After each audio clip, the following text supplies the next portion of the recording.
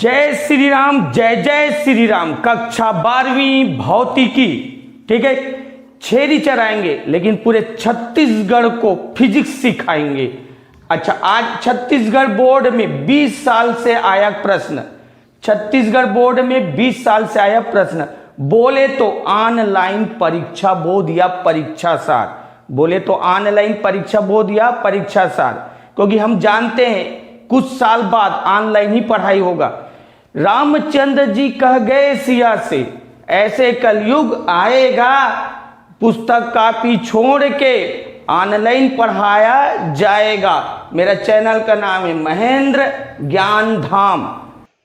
अध्याय 5 चुंबकत्व एवं पदार्थों के चुंबकीय गुण। आज उसका एक टॉपिक है निरक्षित स्थिति में चुंबकीय क्षेत्र की तीव्रता। निरक्षित स्थिति हमारा पुराना जस्ट पुराना अक्षीय स्थिति बनाए। अक्षीय स्थिति निरक्षित स्थिति मोस्ट टाइम की है, कई बार पूछे गए। जैसे इसको 2020 से बी में पूछा था, 3 नंबर अब पूछते हैं ना। पहले इन लोगों को 5 नंबर का पूछते थे, अब 3 नंबर का पूछते थे। अच्छा, अब आगे ध्यान दें निरक्षित स्थिति में, तो हम लोग जो निरक्षित स्थिति समझाए थे उसी का थ्योरी यहाँ पर लिखा हुआ है, मिटाए नहीं, बस सेम है। अब हम लोग समझाते हैं निरक्षित स्थिति क्या है। देख, एक दंड चुंबक तो एन से, अब इसको अगर आगे बढ़ाए थे तो यहाँ बिंदु लिए थे तो अक्षीय स्थिति था। ये वीडियो देख, निरक्षित स्थिति देखने से पहले अक्षीय स्थिति देख लो ताकि समझ अच्छे से आएगा, क्योंकि पूरा थ्योरी सेम रहेगा ना। अक्षीय स्थिति की वीडियो पहले देखो तब निरक्षित स्थिति 2 in 1 है। तो ये इधर लिए थे तो अक्षीय स्थिति, लेकिन अब बिंदु इधर लिए थे तो ये इस रेखा में ले रहे, यहाँ बिंदु ले रहे, ये निरक्षित स्थिति है। तो हम जो थ्योरी बोलने जा रहे हैं सुनते रहो। माना एक दंड चुंबक एनएस है, दंड चुंबक एनएस है जिसकी ध्रुव प्राबल्य m और प्रभावी लंबाई 2l। दंड चुंबक एनएस है जिसकी ध्रुव प्राबल्य m और प्रभावी लंबाई 2l। ये लिखिए, माना एक दंड चुंबक एनएस है जिसकी ध्रुव प्राबल्य m तथा प्रभावी लंबाई 2l। अब आगे ये दंड चुंबक के मध्य बिंदु, ये मध्य दंड चुंबक के मध्य बिंदु से निरक्षीय स्थिति में, कौन सी स्थिति में? निरक्षीय स्थिति में दी दूरी पर एक बिंदु P है, दी दूरी पर एक बिंदु P है। तो दंड चुंबक के मध्य बिंदु से निरक्षीय स्थिति में दी दूरी पर एक बिंदु P है। ये लिखिए, दंड चुंबक के मध्य बिंदु से ये जो अक्षीय था, अक्षीय को मिटा के निरक्षीय कर रहे हैं। निरक्षीय स्थिति में डी दूरी पर एक बिंदु P है और ये जो बिंदु P है यही चुंबकीय क्षेत्र की तीव्रता ज्ञात करनी। जहां चुंबकीय क्षेत्र की तीव्रता ज्ञात करनी, बिंदु P में एकांक उत्तरी ध्रुव लेते हैं। ये जो बिंदु P है यहाँ एकांक एक उत्तरी ध्रुव लेते हैं, एकांक एक और n, तो एकांक और n मतलब उत्तरी ध्रुव लेते हैं। अच्छा, ये भी पूरा सेम। तो देख, मैंने अक्षीय स्थिति में एक वर्ड चेंज किया, अक्षीय की जगह क्या किया? निरक्षीय, पूरा सेम। अब आगे का ध्यान देना, मैं डायग्राम समझा रहा हूं। देखो, ये जो S है और ये P, इसको मिलाओ, इस वाली रेखा को मिला रहे हैं। अच्छा, अब यहाँ पर ध्यान से सुन लो, यहाँ N ध्रुव है, यहाँ N ध्रुव है, यहाँ S ध्रुव है। दोनों के बीच क्या होगा? आकर्षण। तुमको मालूम है S और N के बीच क्या होगा? आकर्षण। तो S N को अपनी ओर बुलाएगा, S N को बोलेगा आजा मेरी ओर, आजा मेरी ओर। इधर बुलाएगा तो इधर बोलेंगे B1, इधर आएगा। S N को बोलेगा तू आ मेरी ओर, तो इसका दिशा इधर है B1। अब N और P को मिला रहे हैं, N और P, और इस रेखा को आगे बढ़ा रहे। ये मिलाते हुए रेखा को क्या कर दे रहे हैं? आगे बढ़ा रहे हैं। ये सीधा ऐसे खींच रहे हैं। हाँ, अब इधर देखो, यहाँ n है और यहाँ भी n, यहाँ n और यहाँ भी n, दोनों के बीच क्या होगा? प्रतिकर्षण। ये बोले चल बे उधर भाग, तो ये इधर भाग आएगा, इधर भाग आएगा वो B2, इनको मिला तो दिए, लेकिन इन दोनों के बीच क्या होगा, प्रतिकर्षण, ये उसको इधर बुलाएगा। यहाँ बोल रहा हूँ एस इधर बुलाएगा और एन उसको भगाएगा, चल उधर। अब ये कहाँ जाएगा, एक बुला रहा है और एक भगा रहा है, तो ये जो है बीच से निकलेगा, ये जो है किससे निकलेगा, बीच से। तो ये परिणामी चुंबकीय क्षेत्र, तो इसी परिणामी चुंबकीय क्षेत्र का व्यंजक निकालना। अच्छा, और आगे का कंप्लीट देखो, मैं बोला ये मध्य बिंदु है, ये कौन सा बिंदु है, मध्य। टोटल लंबाई क्या है, 2l, तो ये वाला लंबाई l और ये वाला लंबाई l, टोटल 2l है ना, तो ये आधा l और आधा l, ये वाले कोण को थीटा मानेंगे, तो ये वाला भी कोण थीटा होगा, ये कोण थीटा माने, ये कोण भी थीटा ही होगा, ठीक है। और तो ये थीटा, तो दोनों का जोड़ ये वाला होगा 2 थीटा, ये कोण कितना होगा, 2 थीटा, ये थीटा और ये थीटा, तो ये कोण क्या होगा, 2 थीटा।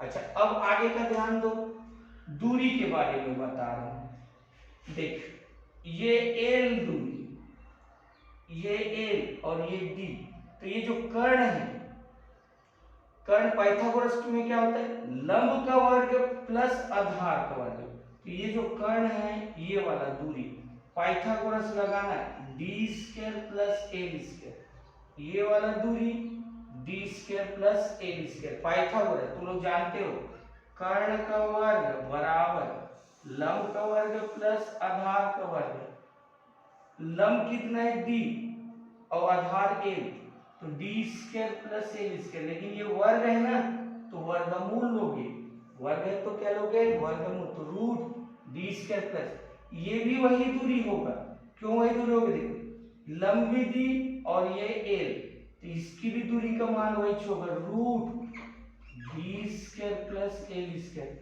अब तुम लोग एक चीज और जानते हो, चुंबकीय क्षेत्र B बराबर μ0 बटे 4 पाई m बटे दूरी का वर्ग होता है, m बटे क्या होता है, दूरी का वर्ग। अब यहाँ लिख देना, पहले एस ध्रुव के लिए काम होता है ना, फिर पिछले वीडियो में देखिए ये वही का है, अक्षिच का है, तो ऐसा लिखे एस ध्रुव के कारण बिंदु P में चुंबकीय क्षेत्र, तो एस ध्रुव के कारण बिंदु में P में चुंबकीय क्षेत्र, ये B1 बोला है, क्या बोला हूँ, B1 बराबर सेम इसको लिख दे μ0 4 पाई m बटे दूरी का वर्ग, μ0 4 पाई m बटे दूरी, पूरा दूरी यहाँ s से लेके p तक ये दूरी है ना, ये दूरी, तो sp का वर्ग, दिशा तीर इधर है तो ps दिशा, जाके देखना अक्षी में भी यही है।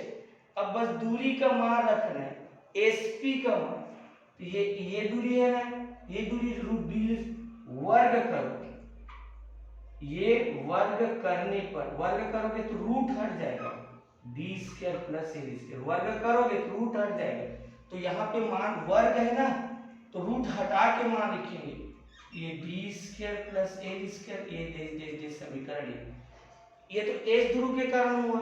अब एन ध्रुव के कारण बिंदु P में चुंबकीय क्षेत्र, एन ध्रुव के कारण, तो वही लिखते एस को कन्वर्ट होके, ये भी पिछले वीडियो में जाके देखना सेम है, बस एनपी का, अब ये दूरी क्या है, एनपी, पूरा मान सेम एनपी, दिशा भी एनपी, क्योंकि ये भगा रहा है उस दिशा में तीर, तो एनपी, हाँ लेकिन इसके लिए क्या बोला गया, B2।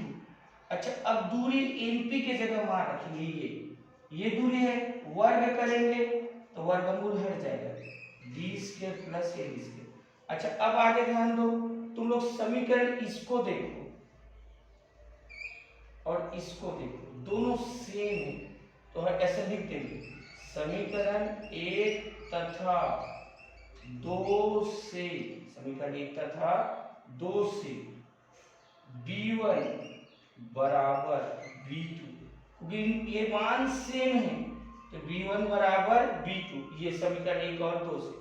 अब आगे P पे आते हैं, P पे हो क्या है, बिंदु P इधर B1 काम कर रहे हैं, इधर B2, और इसके बीच का कोण 2 थीटा, इधर B1 काम कर रहे हैं, इधर B2 और इसके बीच का कोण 2 थीटा, इसी लिखेंगे बिंदु P में B1 और B2 के बीच का कोण क्या है, 2 थीटा, तो यहां लिख दे रहे बिंदु P में B1 में B1 तथा B2 के बीच का कोण 2 थीटा है। B1 तथा B2 के बीच का कोण 2 थीटा है। परिणामी चुंबकीय क्षेत्र की तीव्रता B बराबर, तो ये सूत्र तुमको याद रखना है ना। बताया था ना, अभी इधर B1 लग रहा है, ये B2 कोण कितना है 2 थीटा। तो ये जो परिणामी चुंबकीय क्षेत्र का ये सूत्र है, सदिशों का ये सूत्र है, 11वीं में पढ़े हो तो ये याद रखोगे। तो B बराबर रूट B1 का स्क्वायर प्लस B2 का स्क्वायर 2B1 B2 कॉस, और B1 और B2 के बीच का कोण कितना है 2 थीटा, यहाँ लिखे थे B1 और B2 के बीच का कोण कितना है 2 थीटा। तो B1 square plus B2 square 2B1 B2 cos 2 theta लिखना। क्या लिखना? cos 2 theta. अब आगे ध्यान देना, ठीक है। B1 B2 बराबर B1 यहां लाए थे ना, B1 और B2 क्या है बराबर है, तो B2 बराबर B1 रखने पर तो यहां जितना जैसे B2 है तो B1 लिखा गया, B2 है तो B1, B2 बराबर B1 रखा गया, तो यहाँ B2 है इसके जगह B1, B2 है इसके और ये cos 2 थीटा। अच्छा इधर देखो, ये दोनों जुड़ रहे हैं, एक बार और एक बार, एक बार और एक बार, दो बार लिखे, और ये गुणा हो रहा है B1 और B1 गुणा हो रहा है, तो B1 का स्क्वायर, ये जुड़ रहे हैं ना, तो एक बार और एक बार, दो बार, ये गुणा हो रहा है तो B1 का स्क्वायर। अच्छा 2B1 स्क्वायर और 2B1 स्क्वायर यहाँ भी और यहाँ भी है, तो इसको कॉमन ले लिए, 2B1 स्क्वायर और 2B1 स्क्वायर दोनों में है, इसलिए कॉमन ये निकल गया, तो यहाँ एक बचा, यहाँ निकल गया तो cos 2 थीटा बचा। अब आगे का देखो, ये जो 1 प्लस cos थीटा गणित का एक सूत्र है, ये भी याद रखना है, 1 प्लस cos 2 थीटा होता है 2 cos स्क्वायर थीटा। अब यहाँ पर मान रखने जा रहे हैं ना, b बराबर 2b1 स्क्वायर, ये देखो 2b1 स्क्वायर, और ये जो 1 प्लस cos थीटा है उसके जगह लिख दिया गया 2 cos स्क्वायर थीटा, ये 2b1 स्क्वायर और 1 प्लस cos थीटा की जगह क्या लिख दिया गया 2 cos। अब ये दो दो ने चार, चार का वर्गमूल दो, दो दो ने चार, चार का b1 का स्क्वायर, तो ये b1 cos में वर्ग cos थीटा। अब ये तुम्हारा इसमें आगे सूत्र, इसमें b1 का मान रखेंगे और cos थीटा, किसका b1 तथा cos थीटा का मान रखने पर, तो b1 तो यहां निकाला हूं, ये रखूंगा, लेकिन cos थीटा की जगह क्या रखूंगा? तुम लोग पढ़े cos थीटा होता है आधार बटे कण, cos थीटा क्या होता है आधार बटे कण। इस त्रिभुज में देखो ये कोण थीटा है, तो l आधार है, l क्या है आधार, तो आधार की जगह क्या लिख दिया l, और ये जो तिरछा लाइन है वो कर्ण है, कर्ण में रूट लगा हुआ है, रूट डी स्क्वायर प्लस, तो रूट को तुम लोग घात में 1/2 लिखते हो, रूट को घात में 1/2, तो D square plus L square की घात 1/2। अब यहाँ मैं मान रख रहा हूँ b बराबर 2, b1 यहाँ से देख लो ना, म्यू 0 4 पाई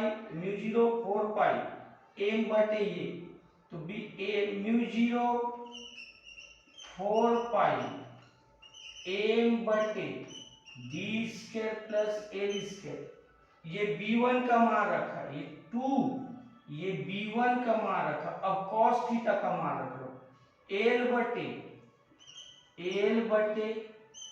D square plus L square की घात 1/2, D square plus L square की घात 1/2। अब ये दो को यहाँ गुणा कर, मैं ये दो का गुणा l के साथ कर रहा हूं, तो ये b बराबर हुआ म्यू 0/4 पाई m, दो का गुणा l के साथ m इंटू 2l। अब बटे में देखो ये दोनों सेम है, इसके घात में कुछ नहीं है तो एक, जब गुणा होती है तो घातें जुड़ जाती है, तो ये D square plus L square ये सेम है, घातें जुड़ेंगी, इसका घात 1 और इसका घात 1/2। तुम लोग एक पढ़े हो चुंबकीय द्विध्रुव आघूर्ण, चुंबकीय द्विध्रुव आघूर्ण कैपिटल M बराबर m इंटू 2l, तो ये इसके जगह कैपिटल M रखना है, m इंटू 2l की जगह क्या रखना है कैपिटल M। तब मैं मान रख रहा हूं ये b, ये μ0/4 इसके जगह क्या रखूंगा कैपिटल A। और नीचे को देखो ना AD² + L², 2 एकम 2 और 1 3, तो ये 3/2, 2 एकम 2 और 1 3, 3/2। यदि L छोटा है B से, तो L की उपेक्षा मतलब L को छोड़ देंगे, तब ये क्या बचा B बराबर μ0/4πm।